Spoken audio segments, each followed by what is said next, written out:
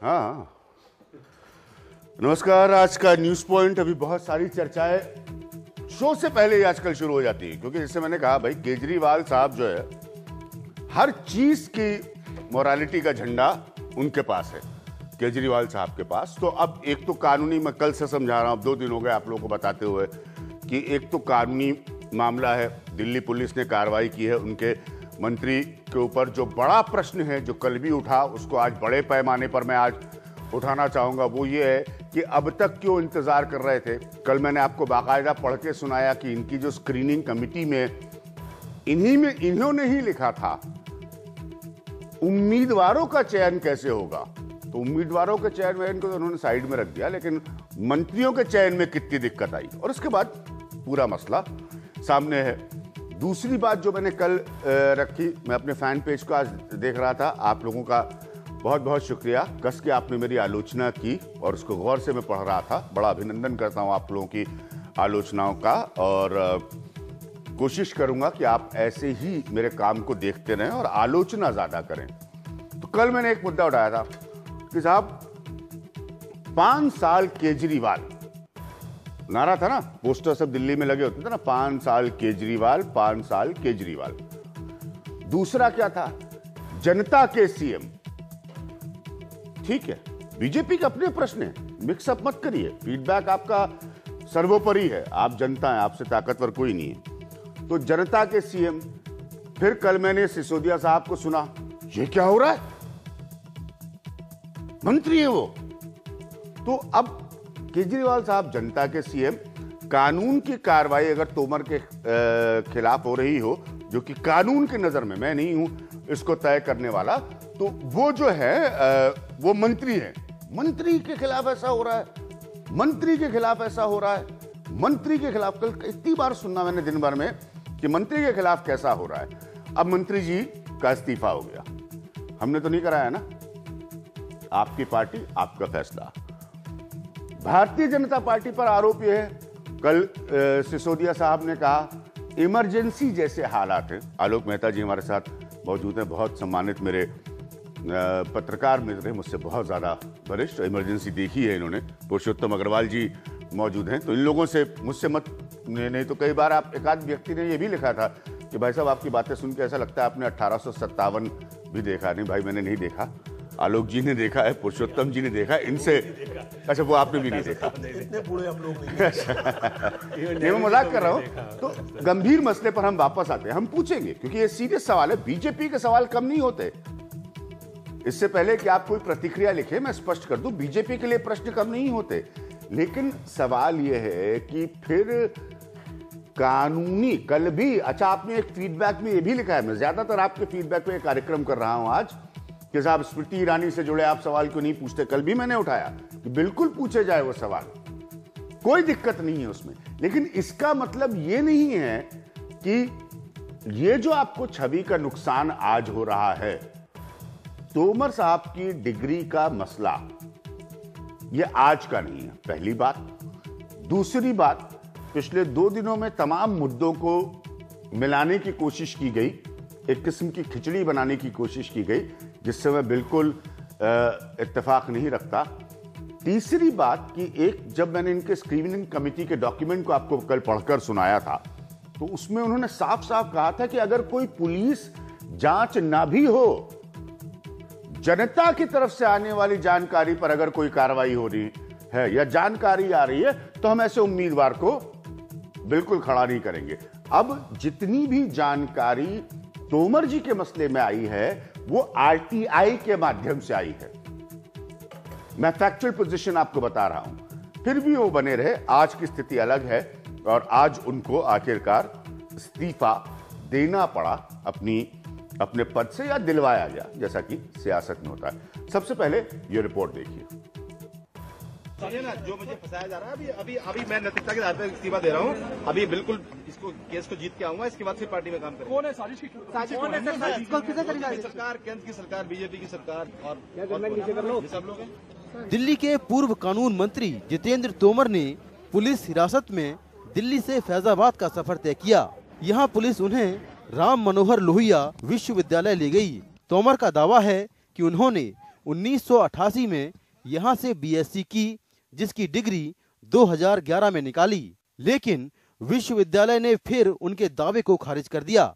जो set of documents प्रस्तुत किए गए थे आरटीआई प्रार्थना पत्र के साथ, वो सेट ऑफ डॉक्यूमेंट्स से रिलेटेड इंफॉर्मेशन यूनिवर्सिटी में मौजूद नहीं है। इसकी सूचना हम ऑलरेडी दे चुके हैं। इस दौरान एक सीसीटीवी फुटेज भी सामने आया है, जिसमें ये दिख रहा है कि दिल्ली पुलिस ने किस तरह उन्हें दफ्तर से कस्टडी में लिया। अगर जितेंद्र तोमर ने कहीं से फर्जी डिग्री हासिल की है तो उसके पीछे एक रैकेट भी हो सकता है। दिल्ली पुलिस इस कोण पर भी काम कर रही है कि तोमर ऐसे किसी रैकेट का हिस्सा तो नहीं। जिस व्यक्ति ने ये डॉक्यूमेंट्स बनाए हैं, अगर माननीय तोमर साहब ने किसी से प्रोक्योर किए थे तो हम उस व्यक्ति को पकड़ना चाहेंगे। उस व्यक्ति को जिन जिन लोगों से मदद मिली, चाहे वो सरकारी कर्मचारी थे, चाहे वो प्राइवेट आदमी थे, उन सबको हमारा पकड़ने का लक्ष्य होगा। फैजाबाद के बाद पुलिस तोमर को बिहार के मुंगेर और भागलपुर ले जाएगी, जहां उनकी लॉ की डिग्री की तस्दीक की जाएगी। वहीं झांसी के बुंदेलखंड विश्वविद्यालय ने पहले ही साफ कर दिया है कि तोमर का माइग्रेशन सर्टिफिकेट भी फर्जी है। दिल्ली पुलिस की जांच में ये तो साबित हो गया कि जितेंद्र तोमर के सर्टिफिकेट और डिग्रियां फर्जी हैं। अगर जांच में ये साबित होता है कि इसके पीछे एक बड़ा गिरोह है, ऐसे में कुछ और गिरफ्तारियां हो सकती हैं। लखनऊ से कमाल खान और नई दिल्ली से कैमरामैन धनपाल के साथ मैं मुकेश सिंह, एनडीटीवी इंडिया। तो मेरे साथ पुरुषोत्तम अग्रवाल साहब है, जो कि आप सब जानते हैं जाने माने सोशल साइंटिस्ट हैं, पॉलिटिकल एनालिस्ट हैं। आलोक मेहता, कोई ज़रूरत नहीं इनको इंट्रोड्यूस करने की। बहुत 77 का इमरजेंसी तो एक्चुअली आलोक मेहता साहब ने बहुत देखी है, लिखा है उसके बारे में। पिंकी आनंद है, जिस वक्त इस देश की एडिशनल सॉलिसिटर जनरल हैं।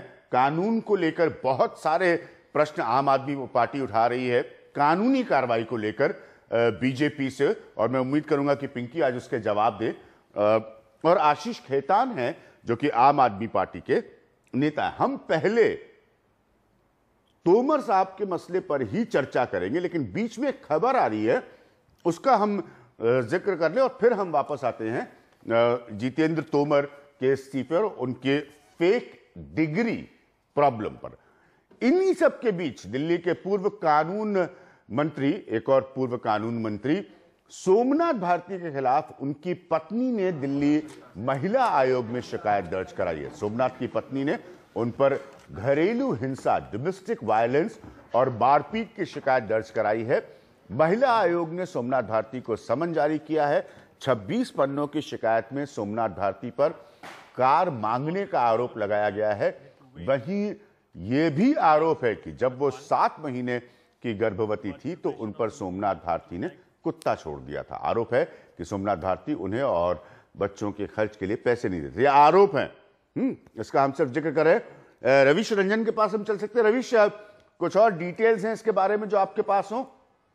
जी देखिए, बिल्कुल 26 तारीख को जो है वो सम्मन किया गया है, जो है वो सोमनाथ भारती को। लेकिन सोमनाथ भारती की जो पत्नी है, उन्होंने बहुत ही गंभीर आरोप जड़े हैं और उसमें यहाँ तक ये कहा गया है कि जब वो प्रेग्नेंट थी तो कुत्ता छोड़ा गया और आए दिन उनके साथ में गाली गलौज की जा रही थी। साथ में ये भी आरोप लगाया गया कि कार लेने के लिए उनसे जो है वो पैसे मांगे गए। तो इन सारे जो गंभीर आरोप लगाए गए हैं, तो ये जो है वो दिल्ली की महिला आयोग से लेकर और अभी अभी जो खबर आई है कि दिल्ली पुलिस को भी ये शिकायत दी गई है। तो हालांकि अब इसमें जो है वो दिल्ली पुलिस भी अपनी जांच करेगी, लेकिन जिस तरीके के आरोप लगाए गए हैं वो बहुत ही गंभीर आरोप लगाए गए हैं। यहाँ तक कि जो है वो शारीरिक मारपीट और गाली गलौज तक के आरोप लगाए गए हैं। तो निश्चित तौर पर अब ये देखना पड़ेगा कि आखिर जो है वो महिला आयोग के सामने जब पेश होते हैं सोमनाथ भारती तो अपनी सफाई में वो क्या जो है वो बोलते हैं। लेकिन फिलहाल अभी मीडिया ने सोमनाथ भारती से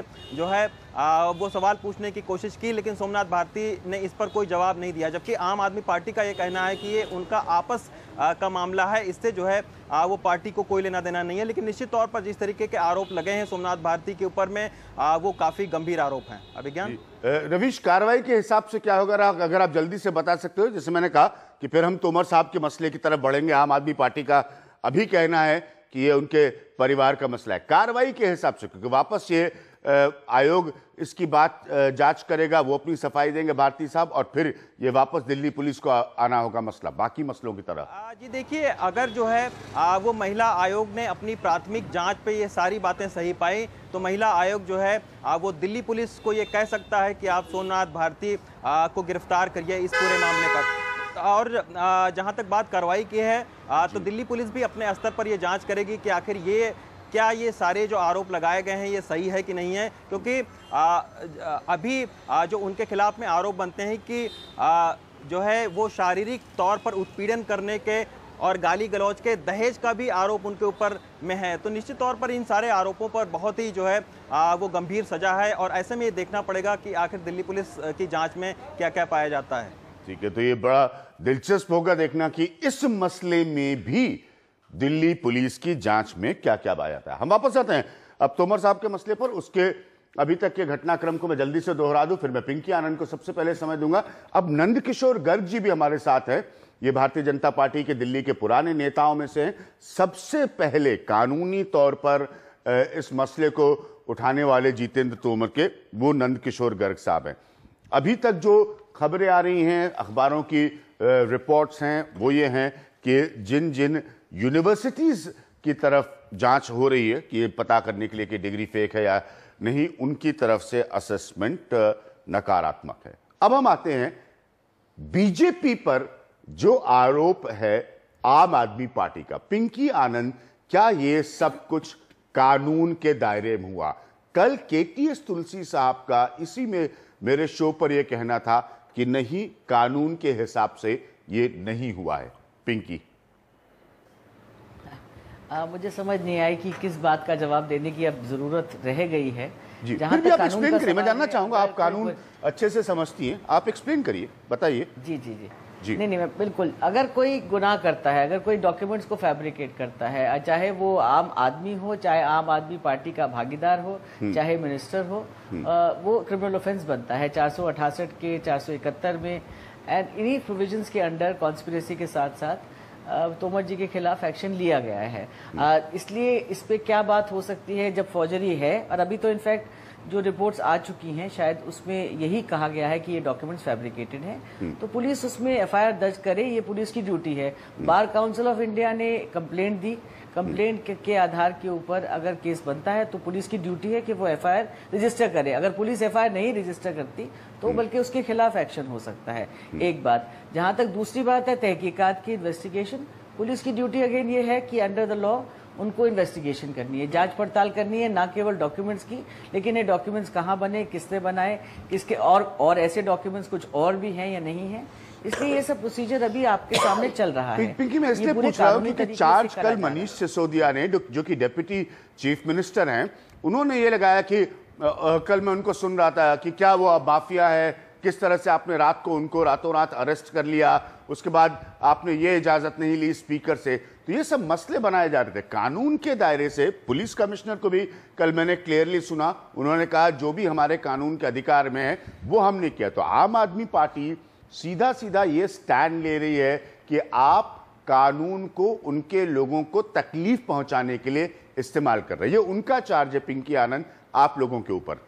देखिए राजनीतिक तौर पर क्या पार्टी करती है वो तो समझ में आता ही, क्योंकि नेचुरली उनको तकलीफ पहुंच रही है तो इसलिए वो कह रहे हैं। उनका जो पूरा दावेदारी थी, शायद वो आज की डेट में वो दावेदारी पे स्टैंड नहीं कर सकते कि उनकी पार्टी में कोई भी गलत काम नहीं करता, और गलत काम करते हैं तो उनके ऊपर एक्शन लिया जाता है। उन्होंने खुद तो कुछ किया नहीं। यही मसला अप्रैल से चल रहा है जहां तक ये मसले की सवाल है।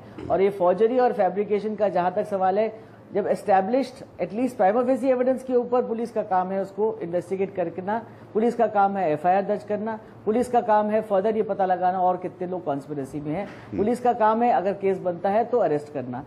सुबह करना, रात को करना, ऐसा कोई कानून नहीं है कि आप रात को अरेस्ट नहीं करते या सुबह करते हैं, ऐसा कोई कानून में डिफाइन नहीं है कि आप 5 बजे के बाद नहीं कर सकते या 6 बजे से पहले नहीं कर सकते। तो इसलिए ये सब मसला वो तो पॉलिटिकल तौर पर जो हो रहा है उसमें क्या कहा जा सकता है। कानून का दायरा सीआरपीसी आईपीसी के तहत है, आईपीसी में ऑफेंस बनते हैं, सीआरपीसी का प्रोसीजर अडॉप्ट हुआ है, इसलिए तकलीफ किसी को पहुंचे या ना पहुंचे कानून तो वही करेगा जो उसे करना चाहिए। ठीक है, कानून वही करेगा जो उसे आशीष खेतान, आप पिंकी आनंद जी को रिस्पॉन्ड करना चाहेंगे? मैं ये कहना चाहूंगा कि इन्होंने कहा कि चाहे वो आम आदमी हो या आम आदमी पार्टी से जुड़ा कोई व्यक्ति हो या मिनिस्टर हो, उसके खिलाफ एफआईआर होगी। बिल्कुल मानते हैं हम कि आम आदमी होगा तो उसके खिलाफ कार्रवाई होगी। और जो खास आदमी है शहर में, उनका क्या? मैं ये पूछना चाहता हूं कि इन्होंने बड़ी बारीकी से बताया कि एफआईआर दर्ज करना पुलिस का फर्ज है। कितनी एफआईआर बलात्कार की, कितनी एफआईआर लूट की, कितनी एफआईआर चोरी की जो आम आदमी कराने जाता है दिल्ली के पुलिस स्टेशन पर, थानों में, वो कितनी एफआईआर होती हैं और कितनी एफआईआर नहीं होती हैं और पुलिस उनको वापस आशीष, ये थोड़ा सा मुद्दे से भटकने की बात है। वो ठीक है, वो आप जनरलाइज कर रहे हैं इस पॉइंट को। मैं ये कह रहा हूं कि वो स्पेसिफिकली एक मिनट आशीष, इस बात को जरा ध्यान से सुनिए। एक मिनट, मैं पॉलिटिकल बहस में इस वक्त नहीं आ रहा हूं, क्योंकि आप लोगों ने एक सीधा आरोप लगाया है कि इन्होंने कानून का इस्तेमाल सही नहीं किया है। उस पर मैं चाहूंगा पिंकी आनंद एएसजी के तौर पर आपको रिस्पॉन्ड करें, प्लीज। देखिए अभिज्ञान जी, पहले ही मैं अर्ज कर चुकी हूँ कि पिंकी, मैं माफी चाह रहा हूँ, आपको रोक रहा हूँ। आशीष अपनी बात पूरी कर ले, फिर मैं आता हूँ आपके पास। पुरुषोत्तम अग्रवाल और आलोक मेहता और नंदकिशोर गर्ग जी भी इस बहस को सुन रहे हैं ध्यान से। हाँ आशीष प्लीज। अगर अभी हाँ आशीष कुछ कहना चाह रहे हैं। जहां तक देखिए, एक बात तो बिल्कुल साफ है कि इस शहर में दो तरह के कानून है। एक कानून आम आदमी पार्टी के लिए है और एक कानून बीजेपी के लिए है। लेकिन मैं उसमें ना जाते हुए भी आपकी बात का जवाब देता हूं कि कल कोर्ट ने खुद कहा कि जो नोटिस तोमर साहब पे सर्व हुई वो फार्स था। आखिर इतनी जल्दबाजी क्या थी, हड़बड़ी क्या थी, कहां पर अरेस्ट किया जाता है?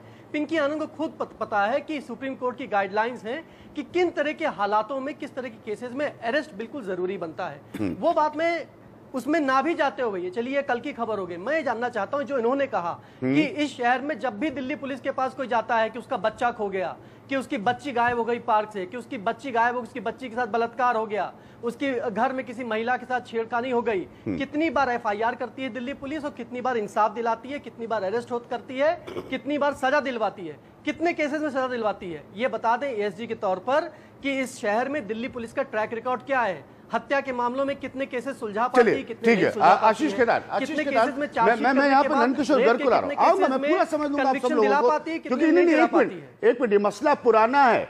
आधार जानकारी को हम जनरलाइज नहीं कर सकते, ये मसला पुराना है। नंदकिशोर जी, आप इसको उठाने वाले हैं। आम आदमी पार्टी आप पर आरोप, आप पॉलिटिकल जवाब भी दे सकते हैं। मैं अभी सारी इसे पुराने मसले वाले पर अगर मुझे आप 1 मिनट का समय दे तो मैं इस पर जरूर बोलना चाहूंगा। हाँ, मैं चाहता हूं नंदकिशोर गर्ग अपनी बात रखें, फिर आप रिस्पॉन्ड करिएगा। फिर मैं आलोक मेहता और पुरुषोत्तम अग्रवाल से चाहूंगा जानना कि ये पहले क्यों नहीं सॉल्व कर पाई आम आदमी पार्टी। ये सारा मामला अक्टूबर जी 2014 में जी केजरीवाल जी को आम आदमी पार्टी के सीनियर कार्यकर्ताओं ने एक रिप्रेजेंटेशन दिया, ठीक है, जिसमें सारी अक्टूबर 2014 में जिसकी कॉपी मुझे भी भेजी गई। हाँ, कि श्रीमान तोमर जी, हाँ, कि ये तो बात सच है। योगेंद्र यादव और प्रशांत भूषण रिकॉर्ड पे इस बात को कहते हुए कि तोमर साहब के मामले में केजरीवाल, लेकिन केजरीवाल भी रिकॉर्ड पे कहते हैं कि तोमर साहब ने जब अपने कागज उनको दिखाए तो वो संतुष्ट थे। मैं उसी पे आ रहा हूँ। हाँ। 2011 में उन्होंने बार काउंसिल में कुछ कागज दिए, जिसके आधार पर उनका रजिस्ट्रेशन हुआ। ठीक है, 2 वकीलों ने उनको इंट्रोड्यूस किया। ठीक है, उसमें भी बार काउंसिल ने लिखा है कि डिग्री टू बी शोन। इन्होंने कहा कि हमारी गुम हो गई है, डुप्लीकेट निकलवा के दे। ये 2011 में दिल्ली बार काउंसिल में लॉ की डिग्री भी बीएससी की डिग्री। ठीक है, मुझे जब वो कागज केजरीवाल के ही पार्टी का एक कार्यकर्ता देके गया तो मैंने उसके ऊपर आरटीआई लगानी शुरू की। ठीक है, तो तोमर साहब मेरे घर आ गए, कहने भाई साहब आप हमारे बड़े भाई हो, हमारे राजनीतिक संबंध है हमारे, वो कांग्रेस के बड़े कार्यकर्ता थे और वत्स मेरे भी मित्र रहे हैं। डॉक्टर एसी ये उनके पीए थे। कहना आप ये क्या छोटे मोटे सवाल उठाते हो, आपका स्तर ये नहीं है। तो मैं उस मामले पे चुनाव के दौरान चुप रहा, परंतु जीटीवी ने और मीडिया ने 27 जनवरी को भागलपुर यूनिवर्सिटी में भी जाकर ये अपने फैजाबाद जाके वहाँ की 21 वर्ष की बात है, मैं सुनना चाह रहा हूँ। 2015 आशीष को पूरा समय 27 जनवरी को तो तोमर साहब का रिएक्शन था कि मैं जीटीवी के ऊपर मुकदमा करूंगा और गर्ग साहब ने ये इनको फीड किया होगा, मैं इनके ऊपर भी मुकदमा करूंगा। ये 27 जनवरी चुनाव से पूर्व। ठीक है, संतोष कुमार शर्मा दिल्ली हाई कोर्ट में गए 5 फरवरी 2015 चुनाव से 2 दिन पूर्व दिल्ली हाई कोर्ट में राजीव शकधर जी ने आदेश दिया दिल्ली बार काउंसिल को कि इस शिकायत का संज्ञान लिया जाए और इसकी जांच करके हमें रिपोर्ट किया जाए। सही बात है, ये बात सच है। संतोष कुमार एक कंप्लेनेंट इसमें जो है वो दिल्ली बार काउंसिल है। 14 तारीख को जब ये मंत्री बन गए तो संतोष कुमार शर्मा पे दबाव डाला गया, लालच दिया गया और वो दिल्ली हाई कोर्ट पहुंच गए कि मैं अपनी कंप्लेंट वापस लेना चाहता हूँ। तो राजीव शकधर साहब ने कहा, जज साहब ने, कि भाई आप शिकायत करने का हक आपको था, वापस लेने का आपको नहीं है। अब हमने इसको हमारे संज्ञान में और हमने दिल्ली बार काउंसिल से रिपोर्ट मांगे, तो जल्दबाजी किस बात की। ठीक है, दिल्ली बार काउंसिल में मन्नन साहब और उनकी पूरी टीम ने 2 बार इनको 2-2 महीने का समय दिया कि इनको समय चाहिए, हमें ओरिजिनल अभी नहीं मिल पा रहा, ला रहे हैं। उन्होंने टाइम दिया क्योंकि लॉ मिनिस्टर बन गए थे, उन्हीं के अंडर सब आते थे। यही अपॉइंटमेंट कर रहे हैं स्टैंडिंग काउंसिल्स का, इंटरव्यू ले रहे हैं। मेरा ये दावा है, आशुतोष जी सुन रहे हैं, वो लॉ आशुतोष जी 4 किताबें ला के नाम बता दे और 4 ऐसे स्टूडेंट जो 5 साल में लॉ किया, 3 के बजाय उन्होंने जो कहा है, 4 स्टूडेंट के नाम किसी के बता दे जो इनके साथ पढ़े। किसी नहीं, वो अलग मसला है क्योंकि वो तो यूनिवर्सिटीज की इन्वेस्टिगेशन उसके बाद हाँ अभी तक जो यूनिवर्सिटीज हैं वो साफ कह रही हैं कि वीसी के सिग्नेचर नकली हैं। वो अलग मसला है, इसलिए मैं कह रहा हूं कि कंफ्यूज नहीं हो कोई भी यहाँ पर। मैं राजीव शकधर की कोर्ट में स्वयं पेश हुआ, मगर मैं इसमें पार्टी बनना चाह रहा हूँ क्योंकि संतोष कुमार शर्मा भाग रहे हैं। ठीक है, तो राजीव जी ने पूछा कहाँ है संतोष कुमार शर्मा, शकधर साहब ने, उन्होंने कहा नहीं है कोर्ट में। उन्होंने तुरंत, ठीक है, तो आप ये कह रहे हैं कि मूलतः 2011 का मसला है और इसका बड़ा टर्न अराउंड अक्टूबर 2014 से। एक मिनट सर, मैं कोशिश, देखिए बहुत दिशाओं में चली जाती है बहस और इससे बड़ा लाभ उठा लेते हैं आप नेता लोग, तो मैं ऐसा कतई नहीं होने दूंगा। पुरुषोत्तम अग्रवाल जी और आलोक मेहता, बुनियादी सवाल ये, बहुत सारे लोग यही पूछ रहे हैं कि जब आपको इतना बड़ा पिटारा खुल सकता है, ये पता था। 10 सेकंड का जवाब दे सकता हूं इस पर? हाँ आशीष बोलिए। जी, मैं एक बात कहना चाहूंगा कि आम आदमी पार्टी या अरविंद केजरीवाल के पास ऐसी कोई खुफिया पुलिस या खुफिया तंत्र नहीं है जिससे हम ये पता कर सकें कि कोई डॉक्यूमेंट लेकर आया है वो असली या फर्जी है। ये बड़ी दिलचस्प बात बताई इन्होंने कि 2011 में बार काउंसिल इनको रजिस्टर करता है। बार काउंसिल जो स्टैट्यूटरी बॉडी है वो 5 साल क्या कर रहा था? क्योंकि हमने जब भी तोमर से पूछा, तोमर ने कहा कि बार काउंसिल ने हमारे सारे डॉक्यूमेंट देख लिए हैं। ये डॉक्यूमेंट अगर बार काउंसिल देखकर हमारा रजिस्ट्रेशन कर सकता है तो आपको क्या समस्या है? बार काउंसिल 2011 से 2015 तक जो स्टैट्यूटरी बॉडी है जिसने लिख दिया कि डिग्री टू बी शोन 4 साल क्या कर रहा था? आज जब वो तोमर आम आदमी पार्टी में आ गया कांग्रेस से, तब उसकी जांच शुरू हुई। जब वो कांग्रेस में था या बीजेपी में था, गर्ग साहब कह रहे हैं कि चुनाव के दरमियान में चुप रहा। ठीक है, मैं आऊंगा, चलिए उस पॉइंट पे भी आऊंगा क्योंकि वो बता रहे हैं कि चुनाव के बाद वो मंत्री बन गए तो फिर शिकायत क्यों जिंदा हो गई? वो बता रहे हैं कि जज साहब ने उनसे कहा कि आप वापस नहीं ले सकते, शिकायत जांच शुरू होगी। मैं उस पर भी आऊंगा। ठीक है, आपने 20 सेकंड का जवाब दिया आशीष। आलोक नहीं, वो अलग बात है। इन्होंने गर्ग साहब ने खुद कहा कि मैं चुनाव के दरमियान चुप हो गया। क्यों चुप हो गए? हाँ ठीक है, एक मिनट पॉलिटिकल पॉइंट में उसमें स्कोर करिए, मैं वापस आऊंगा। मैं भी तथ्यों पर चल रहे हैं हम। हाँ आलोक मेहता। देखिए, मुझे लगता है कि ये मामला ऐसा नहीं है कि रातों रात एक तो कार्रवाई नहीं हुई है, नंबर 1 जो हमें लगता है। और आप ये कह रहे थे, थोड़ा हम इमरजेंसी की बात भूल जाइए, लेकिन आपको हवाला केस याद है? अडवाणी जी सहित कांग्रेस के कितने मंत्रियों के इस्तीफे हुए थे। तो यदि कोई मामला ऐसा बनता है तो मंत्री यदि इस्तीफा दे देते तो ज्यादा इज्जत बढ़ती केजरीवाल साहब की भी, जो नैतिकता के आधार पर आए थे, नंबर 1। दूसरा, मैं निवेदन करना चाहता था कि यो व्यक्ति के बारे में उनकी पार्टी के लोग बार बार कह रहे थे बीजेपी का षड्यंत्र था। बल्कि मुझे तो लगता है, एक लाइन जरूर मैं कहूंगा विज्ञान जी, आज सुबह मैंने खबर पढ़ी कि चीन में एक सज्जन ने इस बात पर केस कर दिया एक्ट्रेस पर कि वो टीवी में उसकी तरफ तिरछी नजर से देख रही थी, उसको देख करके उसके खिलाफ केस हो गया। तो आपका कार्यक्रम जो देख रहे थे ना, कल भी और आज भी देख रहे होंगे, तो केजरीवाल जी हो सकता है कल आपको भी कटघरे में खड़ा कर दे, कहें कि आप क्या कह रहे हैं, क्योंकि आप इस तरह बोल रहे थे। तो उनको हर चीज में लगता है कि भाजपा का षड्यंत्र, अभिज्ञान जी का षड्यंत्र, मेहता षड्यंत्र, मतलब सब में षड्यंत्र क्यों दिखता है? ये कहिए, जैसे हमसे कोई गलती होती है, और आशीष जी आप बड़े पत्रकार हैं, कोई आपने 5 साल पहले स्टोरी की तब भी डिफेमेशन होता है। मेरे पास अभी भी केस ऐसे हैं, ये नहीं होता कि उसी समय कार्रवाई हो जाती है। अब मैं कहूँ नहीं मोदी जी ने करा दिया, वो फलाने जी ने करा दिया, इसीलिए अदालत में जब मामला जाता है, मेहता भी ये पॉइंट कर रहा है, तभी मैं कोशिश कर रहा हूं लगातार इधर उधर नहीं भागे ये बहस। आलोक मेहता भी कह रहे हैं कि आप जब साफ सुथरी राजनीति को एक धरातल से उठाकर ऊपर ले जाने की दलील के साथ थे, तो फिर आपको इतनी क्या मजबूरी थी तोमर साहब के विवाद के बावजूद उनको बनाए रखने की, और आज की यथास्थिति में फिर मजबूरी में हटाने की? अभिज्ञान में दो बुनियादी बातें कहना चाहता हूँ। प्लीज। एक तो ये कि सचमुच मुझे भी बहुत प्रसन्नता होगी जी अगर दिल्ली पुलिस अन्य मामलों में भी ऐसी ही त्वरित कार्रवाई करे, ठीक है, और इतने धांसू ढंग से करे कि विधानसभा के अध्यक्ष को सूचना देने तक की जरूरत ना समझे कि हम आपके मंत्री को पकड़ रहे हैं, उठा रहे हैं। वर्चुअली उठाया गया है, इसको उठाना कहते हैं। ठीक है, कि आप उनके दफ्तर गए और उनको कार में बिठाया, रास्ते में उनके ड्राइवर को पीछे कर दिया, जो भी कर दिया। निश्चित रूप से इसमें प्रोसीजरल और टेक्निकल इशूज उठाए जा सकते हैं जो आम आदमी पार्टी के लोग उठा रहे हैं। और कल एक मिनट आलोक जी, पूरी करना गलत है। नहीं, विधानसभा अध्यक्ष को बाद में सूचित करना पड़ता है। ठीक है, कोई बात नहीं। जब सदन चल रहा है पुरुषोत्तम जी फैक्चुअली जो वो कह रहे हैं वो सही है। ठीक है, चलिए अभी आप अपना पॉइंट पूरा करिए। मैं अपनी बात पूरी कर लूं। हाँ, देखिए, मैं कानून का जानकार नहीं हूं, लेकिन केटीएस तुलसी तो जानकार हैं कानून के। ठीक है, और उन्होंने कल आपके ही कार्यक्रम में कहा कि प्रोसीजरल टेक्निकल गलतियां इसमें, इसीलिए मैंने प्रश्न पिंकी आनंद जी से पूछा, वो कानून की जानकार है। एक बात तो मैं ये कहना चाहता हूं कि कहीं ना कहीं इसमें एक पॉलिटिकल एंगल तो है। ठीक है, और इसलिए ये कहने का कोई मतलब नहीं है कि इसमें गृह मंत्रालय का कोई योगदान नहीं है या इसमें कोई पॉलिटिकल मूव नहीं है। ये मैं मानता हूं कि है। और इससे दूसरी और ज्यादा महत्वपूर्ण बात निकलती है। मुझे लगता है कि आम आदमी पार्टी के हमारे जो मित्र हैं वो स्वयं अपना महत्व और जो प्रॉमिस उन्होंने हिंदुस्तान की पॉलिटिक्स में क्रिएट करने की कोशिश की है उसको भूल गए हैं। आम आदमी पार्टी का सार्वजनिक रूप से ये मानना रहा है, उनका ये पब्लिक पोस्चर रहा है कि केवल टेक्निकलिटीज नहीं बल्कि छवि। कल मैंने उनके स्क्रीनिंग कमेटी के डॉक्यूमेंट को पढ़ के सुना। नहीं, आप एक बात याद कीजिए जी, जब मनमोहन सिंह की सरकार थी और 15 मंत्रियों के खिलाफ भ्रष्टाचार के आरोप लगाए गए थे, क्या मांग थी?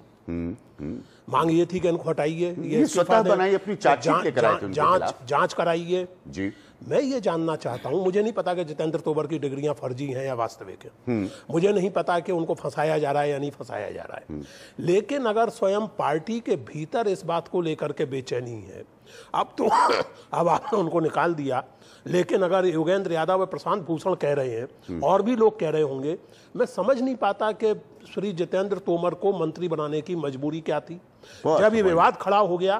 क्योंकि देखिए, एक तरफ आप ये कहते हैं आम आदमी पार्टी की समस्या क्या है, आम आदमी पार्टी अपने आप को संसार के सबसे पवित्र लोगों का संगठन मानती है और जब आप संसार के सबसे पवित्र लोगों में अपने आप को गिनना चाहते हैं तो थोड़ी बहुत पवित्रता आचरण में साबित करनी पड़ेगी, आचरण में दिखानी। बिल्कुल सही पॉइंट। आप मैं 3 दिन से बात कह रहा हूं, 3 महीने पहले आप इस्तीफा मांग लेते तोमर जी का, जांच होती, उनकी डिग्री वाजिब साबित होती, उन पर लगाए गए आरोप गलत साबित होते, आप उन्हें वापस मंत्री बना देते। ठीक है, मैं इसी पॉइंट पे ले रहा हूं एक ब्रेक। जो बात उठ रही है यहां पर, यही बुनियादी बहस है, इसलिए अलग अलग पक्षों के लोग आज इस प्रोग्राम में है। गर्ग साहब जिन्होंने इस मसले को पहले उठाया, आशीष खेतान अपना पक्ष रख रहे हैं, पिंकी आनंद जो कि कानून के दायरे से, समझिए कि फिर ये किस पॉलिटिक्स की हम शक्ल देख रहे हैं या तस्वीर देख रहे हैं। दोनों साइड को, चाहे वो बीजेपी हो या आम आदमी पार्टी, जनता को जवाब देना। ये कभी मत भूलिएगा कि 70 में से सिर्फ 3 सीटें बीजेपी की आई थी, तो जवाब बीजेपी के हिस्से में भी बनेंगे। मैं आ रहा हूं एक छोटे से ब्रेक के बाद।